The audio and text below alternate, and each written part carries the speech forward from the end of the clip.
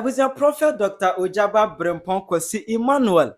Wa open up chire mu say ni area mu de ne obi say ne consequence ne constituency mu no munyina ye na oba life and colored oba contested for parliamentarian seat. Aha you penya blog media mesre wa say oba like video na oba subscribe button na click the notification icon so na oba kire wa de e ama me e comment section. Ojaba Kosi Brempon Emmanuel and say na he was trending for the wrong way. And then lady be obeka say Ojaba and another and say who send me na wow yawe. They say it kept Ojaba in a trend. I even as of now, Krana. You remember one more or for before eti Ojaba. Because of Adina ACM, they feel pain in their hearts. It will take them time to recover from this pain. And Ojaba ko PMO UTV and Ojaba ko PMO honum. Ewan ho Krana. My very sweet and melodious worship.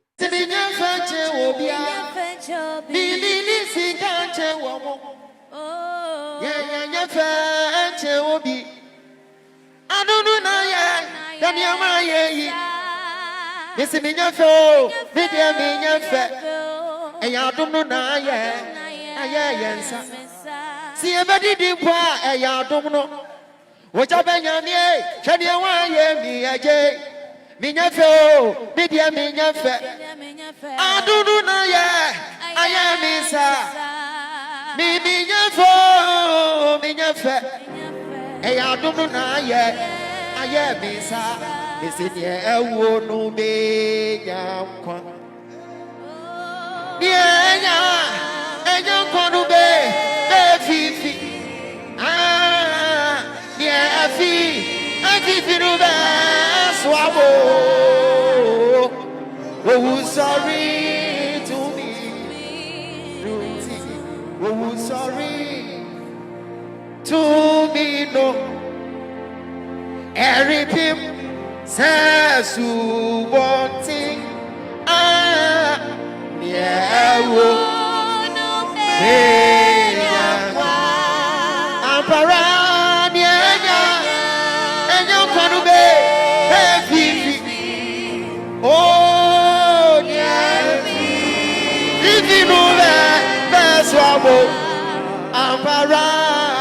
sorry to me. Is it the air? No,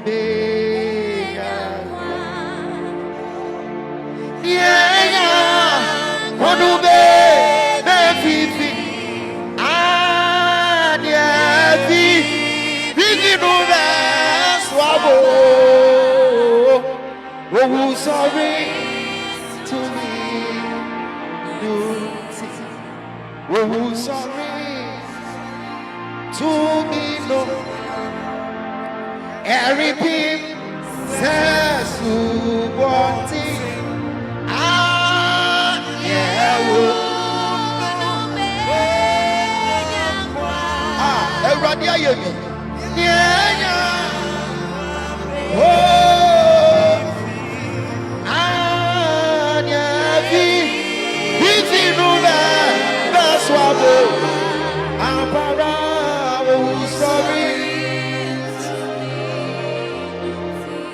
After that, Ojaba TC in a personal life mu a coin of us by or software, Uniamodo, actually, Bia Eye. Union say, Ye nam 3. We are 3. Oba ene ye penyi ena emema ne to aso. Oba na ye pin and a memma ne to aso. Into Munina no, Obi aye na ejuma na say, me sister penyi ne ye sofo. Me maame ye sofo. Me papa ye sofo. O maame ye sofo. Aye, ena me papa ye sofo. Me maame ni Bishop Genesewa. Me papa ni Apostle Joseph Boachi or Germany. Ena me sister ni Bishop Mary Frimpoma or London. Me brother ni Apostle Samuel Boachi. Ono kra wo krum ha. Aha, ena me nso me ye last born. Eti akoye te se de ye nyina eye asofudie na me matene Yankopon fie sa me nto kwesi ada so yimu da. Enu nti enye possible se metimi akwakoye ade afufuru bi aka ho. Eti ye nyame adwuma no ne ye san so ye business ka ho. Wow. It's who mommy your suffer, o sister your suffer, o papa yes. Just say ebusian de ye Levite. Ye nyina ye asofo. Ene obi aso ye adwuma ka adwuma na ye. Na adom no wono so na to mu nyina so ana o papa. Me maame aye nyame adwuma 56 years ni. wo maame ti me maame na hye nyame adwuma ase ɔte ase ɔwɔ bo ase sisi a wo maame wo ogusu ya asɔre oguso ya asɔre wayɛ panyin oguso ya asɔre sisi a me no kase ti me pese me hu ofrɛ wo na ɔka kyerɛ sɛ adom no wɔ wo so ohun sɛ yatene nyankopɔn fie akyɛ eti yeguso ane yɛ ne du baabi no na nka me de na nka me pese me yɛ sɔfo wo de na nka wo pese but ɔno ankasa tena ase ɛna ɔka kyerɛ me sɛ wɔne nyame akɔ apam sɛ ne baabi ani hɔ a obedwane afiri asɔfodie mu eti yɛ apam a me maame wɔne nyame ayɛ ai apam a me maame wɔne nyame anu ti na me hwɛ odin no me hu sɛ o yɛ ayɛ red wa ha but me ma akwan eti edu baabi a mame aminu ma adi okay mate me jemu nti I think say bo adwuma kama ene to adi eti ye nyina that is to adi ye nyina ye hyase ewo ministry mu no me side de na me mpese me ye sofo wo de na wo pese obe but no unuanom nyina obi a wo ministry ni mu but na wo ye den like wo mama ya sorry now ye den me ye madwe say me ye rasta man bi adi o machi bata anfa na ka ye rasta man iti asori wo mama ya sorry na wo ye den me na me kobo on say first pan ye bo bambu aha me je so mbe che me no makwa akobo amom me bomo mu wie pe no masa adwane but edu baabi no me bete me maame ase e ma me hu say bete na ase me bete na ase e na afa wuko afa de me ko mu baabi obeko bia na me di nachi tu ko ye den wo Kumawood me ba eye Kumase no me baba be ye asore wo ho wo ba na ye sofo me ba Kumase me na me ye sofo nti wo ru Akumewood na ye sofo na me ye sofo sofo jaba kokuma enu mu nyina omunim kokuma enu nyoma ba ma asore da wo ko ho ko ye den me ankasa no ho na eni mitrim se nka mekwa akoye Kumawood no mekwa akodwan na me baba akubia na onim eye Nana Mama Brown ono ne ka kire me se ma Brown kra no wo hwe ni movie a open asem but minimum no pa na me se frɛ ne mame o frɛ Nana ewo phone so na me ne kasa na Nana se me kra me wokuma se ene sa dia meba besra wo sofo no me wo hwa na Nana bai ye didi nkomo na me se me kra me nya movie aka me produce wo se ha ho me ankasa me direct me ye bibia dia ma ho na movie sam ne sha ase it's first movie one now produce me am produce ye it me produce movie for about 6 years movie bang asofo aware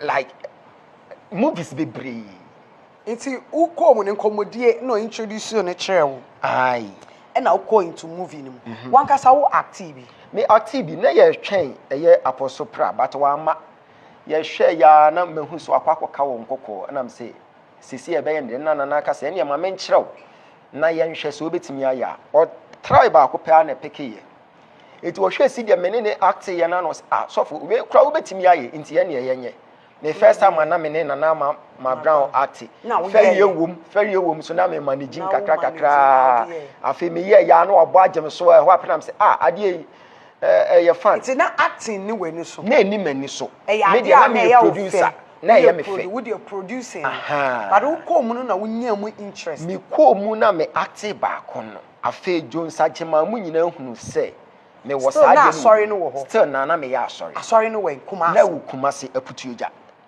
iti yakwo na ma me ba be act ye na me kra manko ate kra anyi sika kra mfa nko fie da me one act anyi sika da bi me kono mo ma misika no ma san che de amom because by then ni nyina na me yesofo na by then ni nyina so I was into gold na ye bogalam say kakra you were into gold yeah enu na ye ebusue japade na wankasa we da bi won say gone are the days na afei na aban na ma ye kwan say obi anye galamsey eti man so ho side e ko ne de na wo ginam wo ma ginam serious wo enkoma no mu no oja be yatum say ono kra no eda na koma so say obe contest for parliamentarian seat obe pre MP for ni krom ama village say wo Ghana nyina ame no kasa sisi ano ye kwa commission ba ko o man fe senior high wow yegu so denden na no omutue bibi ansa na waba ho da bi omutro letter bi ba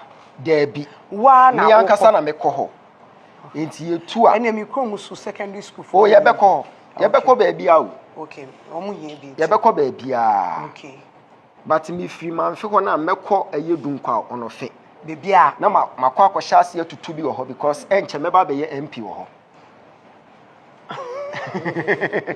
na so ka say umpe position ansa na wabo but se si na say ambition ni wo ho say wonya MP a wo me pese me ko boa me ankasa me kromfo ai nti MP ni wo wani so a wonya wo bedi president ka ho anasa MP ni pe me pese me hya ase MP no na emum se ekire yi omotoma me de a me ba betwopo president no mpacho pepe ne wai na me de okay so omotoma wo de a ai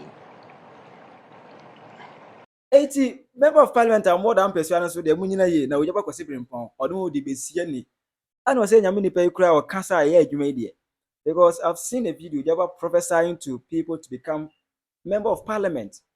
He prophesied by Muhammad that Muhammad will win and it came to pass. You know obi o sha nkom obi win there I say oh no be contest here you know the vibe na say enya semkuma obi to akere wadwene e wo comment section these are not my words ojaba kwasi Brempong Emmanuel ochiremu a obe contesting for power. There's obey the second pastor to tap into the government field. First pastor Sofo Trabosom contest yagum. Contest bi ane dia won ani ama things na ba mukura but ojaba de say no ojinamu twintwan wa start igbo adwuma tutu nsuo ni ade won man temu ne mpasua so there's or the book kwaya obe contest ya say kiremu say one touch win we ya nye cobra sem bia one touch win we better try to have a comment section. I high if you know.